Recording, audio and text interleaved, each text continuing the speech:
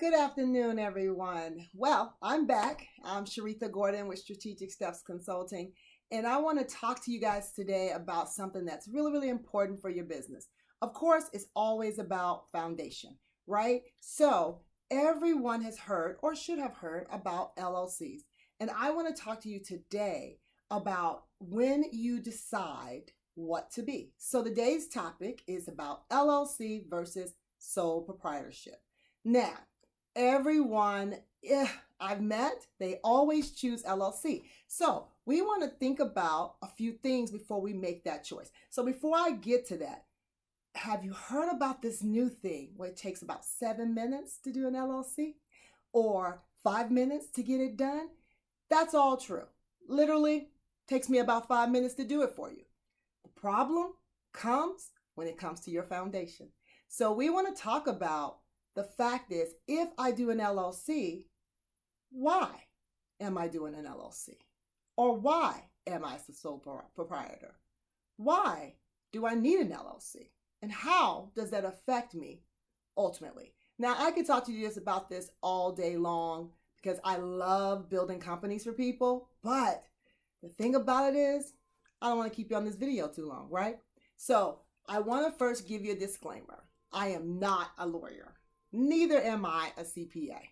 I have been to law school, I have a master's in law and business, but I'm not a lawyer. I didn't get my doctorate, right? So I'm giving you information that just to pick your brain, to make you think about the choices you're making for your small business and how it affects you on every level. Because I want to help you make every step strategic. It's not worth building a business that I have to redo, fix, pay taxes, be confused, be angry, be frustrated, because I didn't know what to think about before I did it. So I want to give you some things to think about. So first of all, I want to tell you what an LLC is, what a sole proprietor is, and how does that really matter when it comes to your business. So let me look over here and tell you a few things, because I want to make sure that you get all of the answers you need in one swoop, because we're comparing an LLC to a sole proprietorship, and we're going to look at the taxation part of that, how that affects you, and some of just a few things, about 5, that I can tell you to help you navigate that process. Okay, so first of all, there's 7 different types of entities, and you're only dealing with 2 right now, but there's 7. Okay, you have a C Corp, S Corp, partnership, sole proprietorship, LLC. So we want to look at, why should I pick what? What's the advantages? What's the disadvantages? Now, I'm not going to get into all the legalities of that because, again, I'm not a lawyer. You need to talk to a lawyer, and you do need to talk to a CPA at the same time so you can get the best decision for your business. Now, how do I, foundation, decide which one? Well, number one, you have to figure out where you're trying to go. Because if you just picked an entity and you have no idea what you're trying to build, you might pick the wrong one and have to redo, revamp, which costs you more money because you didn't know which one to choose. Okay? So let's go get right into it, all right? Let's get into what this is, what that is, how does that work for me, right? And what's the best thing for me. So an LLC, first of all, is a disregarded entity. That is what the IRS calls an LLC. And you can find that out at www.irs.gov. Why do they call it a disregarded entity? Because an LLC is a baby from a C Corp and a sole proprietor. They came together and it came up with LLC. Each LLC is completely different in every single state. So if you're in California, which is the most heavily regulated state, or you're in Delaware, which is usually the easiest, or if you're in Alabama, totally different than if you're in North Carolina. So you want to make sure you understand what an LLC is for you for the state you're in. How do I do that? Talk to a lawyer or do some reading, which might be a lot. When you can just pick up the phone and call and say, hey, if I do an LLC in this state, how does that affect me? What are the risks that I have to worry about? And how does it protect me? Right? Because there's a reason that I'm getting an LLC, and one should be protection. But how does that protect me? And is this good for me where I am in my business or where I'm trying to go? Now, there's a lot we can dig out of this, so I'm going to do several videos about this because it all depends on what you're building. If you need investors, don't need investors, this is how this becomes really tricky, okay? So let's look at this really quick as I pull this up for you guys. I want to really make sure that I'm getting this down for you. Okay, so you know, when it comes to your business, the most important thing for me is that your business is built on a strong foundation. I always say that because why build something on a cracked foundation and then have to rebuild it? That makes no sense, right? So let's look at this. All right, so now a sole proprietorship, what is that? That's just me, Sharitha, building a business and selling things as me, Sharitha.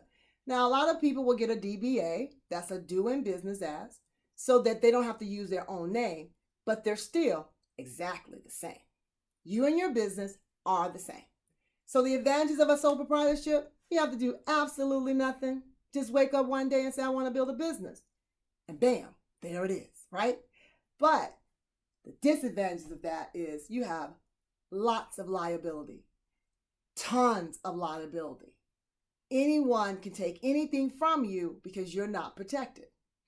But you don't know that because you think, hey, I'm just selling things. And there's nothing wrong with that, right? But there's a time in your business when you need to shift or change, pivot to something different, a different legal vehicle, because now you've outgrown the one you're in. So how do I find that out? Talk to a CPA or a lawyer. They can tell you, CPA-wise, you're making too much money. It's time to shift. Why is that important? Because as a sole proprietor, you'll be taxed that self-employment tax of 15.3%. And at the end of the year, you'll find yourself paying taxes that you didn't even know you have to pay because you were self-employed. That means everything you made went through your personal income. Well, that's not a problem if the only income you have is your business, but that's a huge problem if you're like, got several other things you're doing, got your retirement, have another job, have another hustle, whatever it is, you have other cash flows. And guess what? That's going to cause you a real problem. We don't want that. We want to make sure we're talking to a CPA so we can alleviate having to deal with heavy taxation because I didn't know, right? Now, that is one of the things that hinders most people that are small business owners that are just really trying to do something great for their families or great for themselves, and they didn't know that they had to pay that self-employment tax, 15.3%. You can look that up at www.irs.gov. I'm not telling you anything that's not already free to know. I'm just bringing it to you in bite-sized pieces so you can swallow it and understand that you don't have to waste your time and energy doing things wrong when you can do things right the first time. All right, so now let's get to this LLC, right? This is what everybody picks, right? Well, the advantages to an LLC is because you have combination benefits. Remember that baby I told you about? A corporation and a sole proprietorship came together and made an LLC.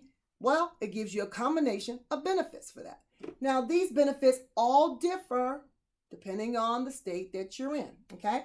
So you want to make sure that you're not getting that confused because there are so many different things. And in some states, they took a partnership, but they just took another entity and made an LLC. That's why the IRS calls it disregarded. Because as far as the IRS is concerned, you're just an LLC, a disregarded entity, and you can be taxed however you choose to be. So you have to choose that. And if you don't choose that, they automatically tax you as a sole proprietor. That would be a bummer. I'm an LLC that's being taxed as a sole proprietor, so I still have the same issue when it comes to taxes. That's why you have to make sure you understand why you're doing one or the other and how it affects you when it comes to your taxes. Okay? So now, when it comes to your LLC, you can choose to be an LLC that's taxed as a sole proprietor or an LLC that's taxed as an S corp. That's the part most people miss because they don't talk to a CPA. And so they just go in, do the SS4, that's for your EIN number, and they fill it out and don't check anything. And the next thing you know, at the end of the year, they're paying taxes and trying to figure out why. So don't get caught into that. Make sure you understand and have that conversation with your CPA, okay? Now, number one, what do we have to do? Understand the difference between an LLC and a sole proprietor. Number two, understand why I am choosing either or. Number three, make sure I understand how I'm being taxed. Every situation will be different based on your personal money. A person that has no other job, totally different than a person like me, who have several things going on. I'll just use me, right? So then I can't afford to pay 15.3% in taxes because I didn't ask a question. We don't want to do that. No. So I'm here to tell you, ask the questions, right? Now, remember, we're going down a quick list of here, right? So now I have to do number 5. There's 50 states with 50 different rules. I need to figure out what state rules apply to my business and how does that affect me on the legal vehicle and the taxation vehicle, and not get caught up in the wrong space at the wrong time and have to pay a lot of money out just because I did not have that conversation with my CPA or my lawyer.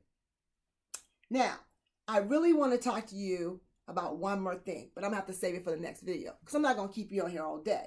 But I want to just do a foundation check with you. Write these questions down because you want to make sure you know them when you're doing your check when it comes to your business. 1, why am I creating an LLC? How does it profit me to do that? By protection, okay? How does it help me or not help me?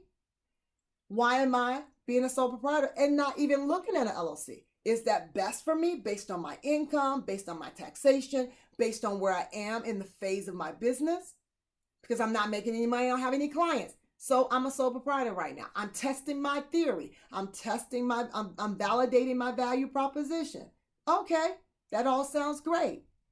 But if you're making $100,000 or more and you have other income, you might want to check that foundation and make sure it's strong enough, because you may have some problems when it comes to you trying to get some other things done.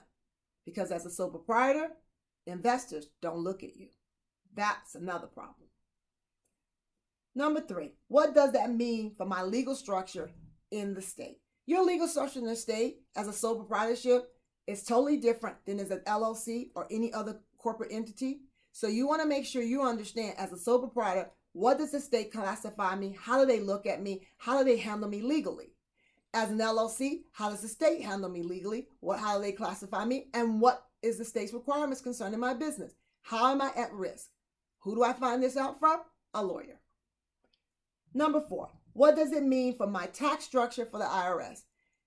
Do I want to be an entity that don't understand how I'm being taxed? And at the end of the year, I'm paying taxes that I don't even know why I'm paying them because I did not ask the right questions to the right professional.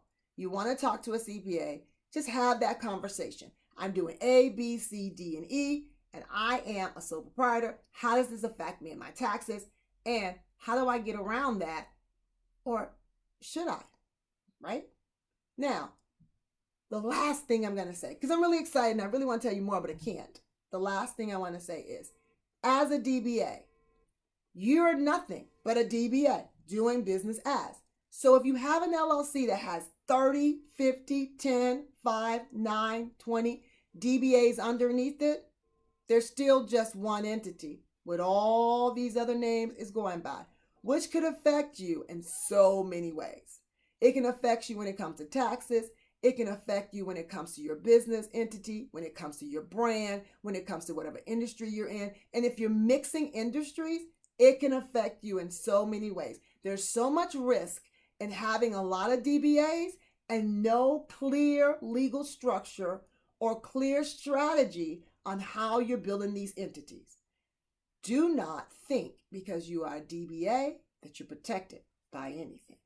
So you want to make sure you're understanding which vehicle am I taking and should I be taking it this way. Strategy is key. Building your foundation where the strategy is clear as to where you're trying to go will help you not have to turn around several times spend a lot of money, spin your wheels, get frustrated, have all these issues, go here, go there, not know what to do. If you just slow down just long enough to restructure that foundation so that it's clear. All right. So that's it for today. 15 minutes in, I was trying real hard. I really have more to say to you, but I'll tell you at the next episode. So I hope you have an awesome day, and I'll see you guys next time. Have a good day. Bye.